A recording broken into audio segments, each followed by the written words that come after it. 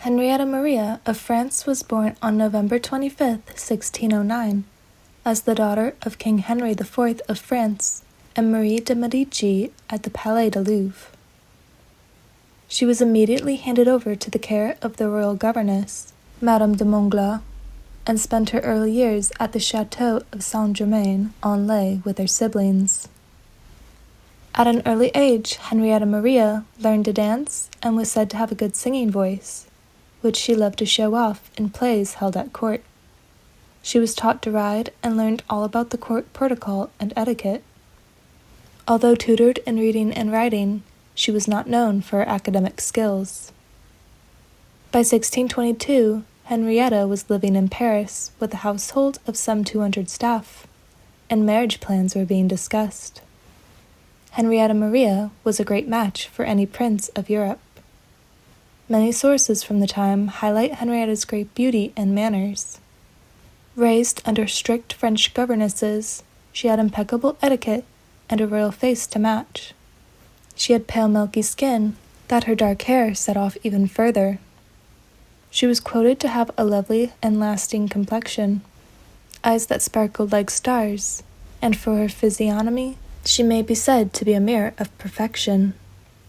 At the time, word was spreading that Charles I, the heir to the English and Scottish thrones, was looking for a wife. Initially planning to marry the Spanish Infanta, when that fell through, negotiations began between the English and French crowns. Henrietta Maria was the perfect match for Charles, despite her Catholicism. The first report to England on Henrietta Maria read she is a lovely, sweet young creature. On May 1, 1625, Charles was married by proxy to the French princess in front of the doors of Notre Dame in Paris. The young bride was only 15 years old. Henrietta Maria said goodbye to her mother on June 16th. In parting, Henrietta received a letter from her, which she reread often. She met Charles for the first time at Dover Castle, shortly after her arrival. The two were off to a rocky start, as King Charles could not see past Henrietta Maria's behavior, which he considered to be frivolous.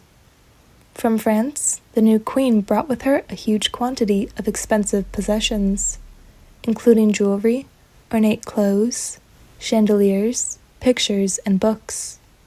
She was also accompanied by a large and costly retinue, including her ladies-in-waiting, 12 priests, and her pages. Every single one spoke French and were Roman Catholic. Not only did the retinue cost a lot of money to maintain, but they also acted as a barrier between Charles and his wife. The king came to blame her principal confidant most of all, Jean St. George, who had been with Henrietta since the princess was a child. In part, her relationship with her entourage did have that effect. And since there were few English women in her household, she had no need to speak the language. Charles ordered most of her retinue back to France, replacing it with an English household. Alas, Henrietta managed to retain her chaplain and confessor, Robert Philip, along with 7 of her French staff. Her nurse, François de Montbaudiat, Madame Garnier, her dresser, Margaret Courton, Madame de Vontalet, a cook, a baker, a painter, and a tailor. Henrietta, who still did not speak English, now found herself surrounded by strangers. In addition, the reorganization of Henrietta's household structure in 1627, at Charles' behest, meant that access to the bedchamber and personal spaces of the queen were more limited than they had been under previous monarch and consorts.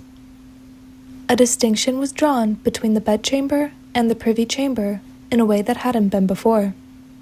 The extended hierarchy was Charles I's preference. He disliked the free and easy way that Henrietta associated with her French ladies, and wanted to impose more regulation upon the whole proceeding so that it mirrored his own household. It angered the young queen that he had imposed his will on her independence, leaving her a virtual prisoner. Henrietta now couldn't even write a letter unless an English lady-in-waiting supervised its content. The young Henrietta's first year as queen was not a happy year. Henrietta Maria's Roman Catholicism made her unpopular in England, and also prohibited her from being crowned in a Church of England service. Therefore, she had never had a coronation. In many ways, her colorful style clashed with the Protestants' expectations of what a queen ought to be. She was too glamorous and regal. Bereft of friends and surrounded by people she couldn't trust, Henrietta Maria sent a stream of desperate letters to France, describing herself as a poor oppressed princess, and wailing miserably, "Goodbye, bitterness.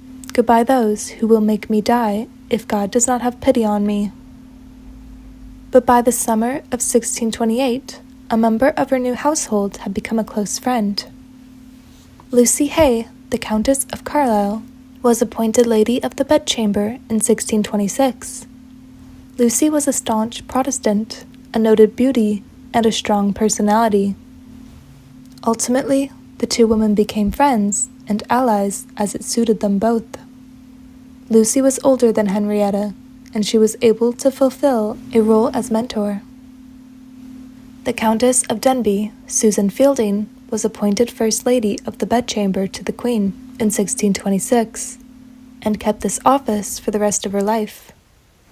Initially, the Queen refused her because she was Protestant, but she gained Henrietta's favor by assisting her in acquiring the King's consent to let her keep one of her French ladies. Over the next few years, the Queen's new household began to form around her. Henry Jermyn became her favorite and vice-chamberlain in 1628. The Queen, in her private hours, enjoyed the company of the ladies of the chamber, particularly Madame Vontelay and Madame Coignet, while Madame de Vontelay sleeps inside the chamber, presumably with the Queen. By 1629, Henrietta Maria was becoming more involved in the day-to-day running of affairs. Henrietta Maria established her presence at Somerset House, Greenwich Palace, Oatlands, Nonsuch Palace, Richmond Palace, and Holdenby as part of her jointure lands by 1630. She added Wimbledon House in 1639, which Charles bought for her as a present.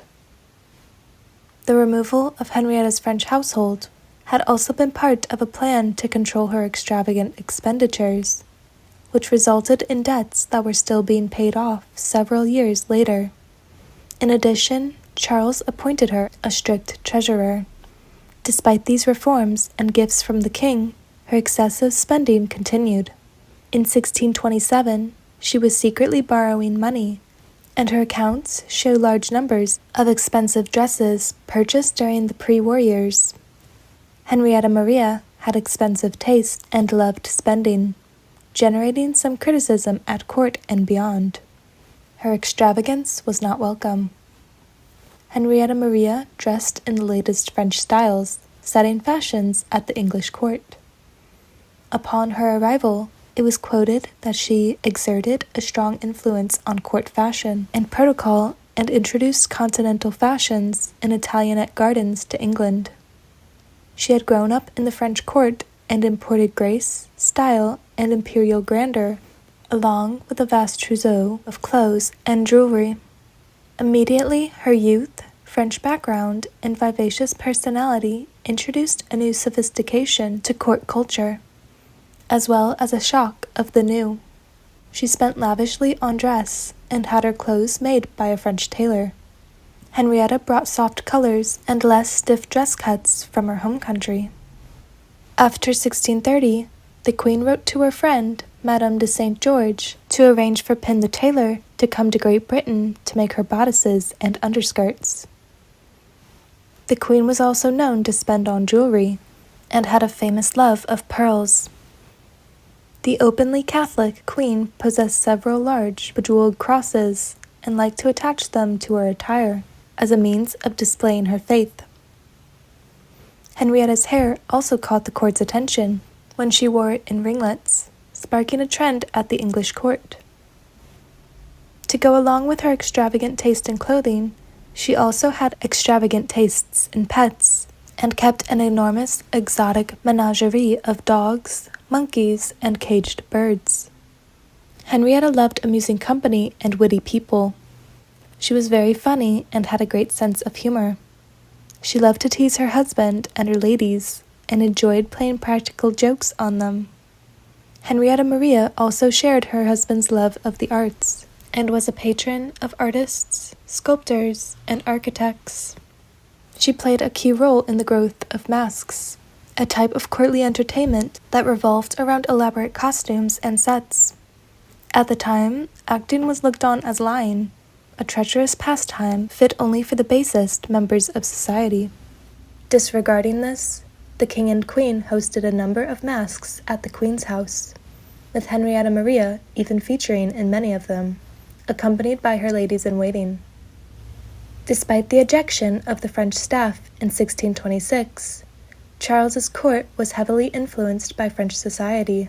Both the king and queen wore French fashions, and French was usually used in preference to English, being considered a more polite language.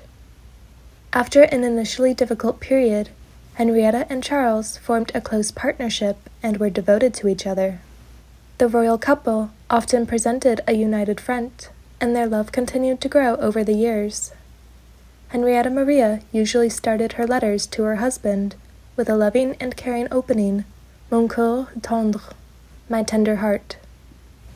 At first, there was uncertainty about the new queen's name, as Henriette or Henrietta seemed too fanciful for English taste. Under a decree of her husband, she was known in England as Queen Mary, but she did not like this name and signed her letters Henriette or Henriette Marie. Charles himself liked to call her Maria, and named a North American province, Maryland, in her honor. Henrietta Maria never fully assimilated into English society.